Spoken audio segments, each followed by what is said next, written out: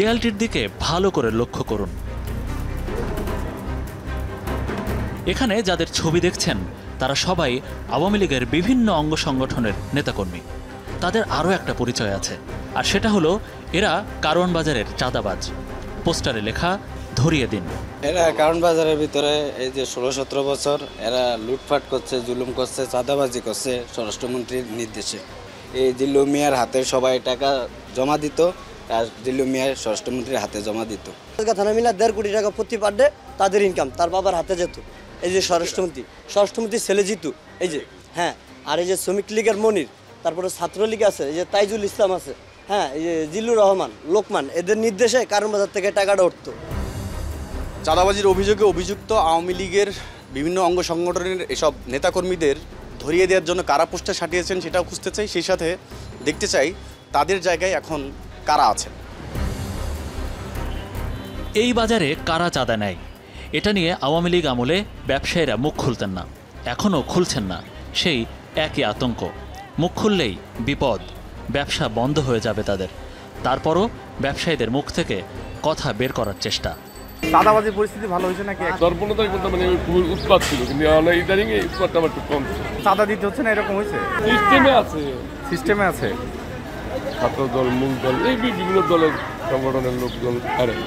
আগে হচ্ছে আপনার যে আওয়ামী লীগের কিছু লোকজন ছিল, ওনারা হচ্ছে চাঁদাবাজি করতো। এখন মাঝখানে কিছুদিন বন্ধ ছিল, এখন আর কি ফাঁক ফুকরে আইসে আর কি বিএনপির লোকজন কিছু আর কি চাঁদাবাজি করে নিয়ে যায়। জনপ্রতি 200 থেকে 2000 পর্যন্ত চাঁদার টাকা নেওয়া হতো ব্যবসায়ীদের কাছ থেকে, এমনটাই বলছেন ব্যবসায়ীরা, যে টাকাটা নিত আওয়ামী লীগের বিভিন্ন অঙ্গ সংগঠনের নেতাকর্মীরা। তো সেই হিসাবে প্রতি মাসে চাঁদা উঠত প্রায় 45 কোটি টাকা, বাৎসরিক হিসাবে সেটা দাঁড়ায় 540 কোটি টাকা শুধুমাত্র কারওয়ান বাজারের এই অংশটুকু থেকে। আওয়ামী লীগ ও তার অঙ্গ সংগঠনের নামে থাকা ব্যানার, সাইনবোর্ডের জায়গায় এখন ঝুলছে বিএনপি ও তার অঙ্গ সংগঠনের নামের ব্যানার, সাইনবোর্ড।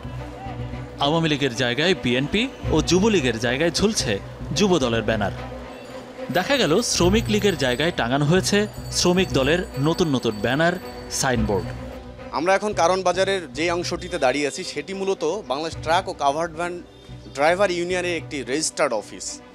কিন্তু 5 আগস্টের আগে আওয়ামী লীগ এবং তার অঙ্গ সংগঠনের নেতাকর্মীরা এখানে বসে, বলা হচ্ছে এখানে যারা আছেন তারা বলছেন যে তারা এখানে বসে চাঁদাবাজি সহ অন্যান্য অপকর্মগুলো করতেন, কিন্তু 5 আগস্টের পরে তাদের আর কাউকে খুঁজে পাওয়া যাচ্ছে না। এ ব্যাপারে স্থানীয় ব্যবসায়ীরা কি কিছু জানেন? এটা আগে আওয়ামী লীগ আলোকে অফিস ছিল, যেটা হলো শ্রমিক লীগ, ওনারা ব্যবহার করতো, কিন্তু এটা মূলত ছিল ট্রাক ফেডারেশনের। এখানে পয়সা মূলত চাঁদাবাজিটা চলতো। সরকার চেঞ্জ হয়েছে, তত্ত্বাবধান আছে, ঠিক আছে, এরা তো ভাগছে সবে। ব্যানার তো এমনি লাগাইছে, ব্যানার এমনি কোনো সমস্যা নেই, এমনি লাগাইছে, ব্যানার লাগাইছে, শ্রমিক দলেরও লাগাইছে। নতুন করে কারা এসব কর্মকাণ্ড করছে এবং কোথায় বসে এগুলো নিয়ন্ত্রণ করা হচ্ছে, এবার সেটা জানতে চাই আমরা। কারওয়ান বাজারের কিচেন মার্কেট।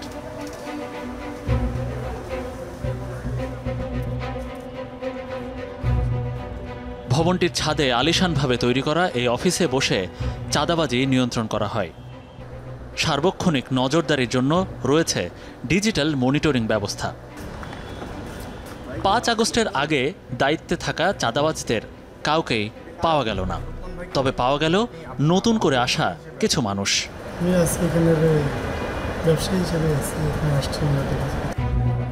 এসব মানুষের কথায় আবার খটকা লাগলো। ব্যবসা বাণিজ্য ফেলে সাধারণ ব্যবসায়ীরা তো এখানে বসে থাকার কথা না, ভেতরে আরও লোকজন আছে, আমরা তাদের সাথেও কথা বলতে চাই। আওয়ামী লীগ, ছাত্রলীগ, যুবলীগ এককভাবে ওরা চাঁদাবাজিগুলো করতো, আর এই চাঁদাবাজিগুলোর ভাগাভাগি স্বরাষ্ট্রমন্ত্রী পর্যন্ত যেহেতু আমরা যতটুকু শুনতাম। চাঁদাবাজির নিয়ন্ত্রণ হওয়া এই কার্যালয়টি এখন কাদের দখলে, শুনুন তার মুখ থেকেই। আমি তেজগাঁ থানা যুব দলের সদস্য সচিব, মাসের 10 তারিখ থেকে আমি বসছি, আমি এটা উপকমিটির আহ্বায়কের দায়িত্ব পালন করতেছি। বিগত দিনে যে চাঁদাবাজারা ছিল তারা তো আসেনি, তাহলে এটার হাল তো ধরতে হবে। তখন আমি এবং ব্যবসায়ী মিলা, আমরা 20-25 জন মিল্লা এইটার হাল ধরছি। আওয়ামী লীগ যাওয়ার পরে ব্যবসায়ী দল, আমি বিএনপির একজন যুব দলের কর্মী, প্লাস আমি কিন্তু একজন ব্যবসায়ী।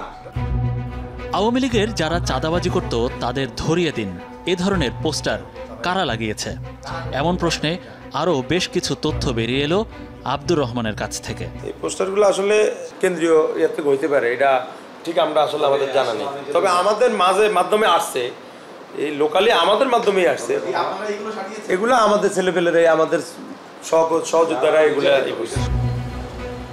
চাঁদাবাজি আর দখলবাজি না করার জন্য বিএনপির পক্ষ থেকে বারবার নির্দেশনা দেয়া হলেও মানা হচ্ছে না কেন? আর কী বা ব্যবস্থা নিচ্ছে বিএনপির হাইকমান্ড? যার বিরুদ্ধে অভিযোগ আসবে, আমাদের ময়মনসিংহের এক জেলার যুগ্ম আহ্বায়ক, তার বিরুদ্ধে মামলা পর্যন্ত আমাদের দলের পক্ষ থেকে করা হয়েছে। কাজে কারো বিরুদ্ধে যদি কোনো স্পেসিফিক অভিযোগ পাওয়া যায় যে তারা কোনো চাঁদাবাজি বা দখলের মধ্যে যুক্ত হয়েছেন, আপনারা যত ঘনিষ্ঠ সহকর্মী হন আমার, মাফ করে দিবেন, আমি কাউকে সাহায্য করতে পারবো না।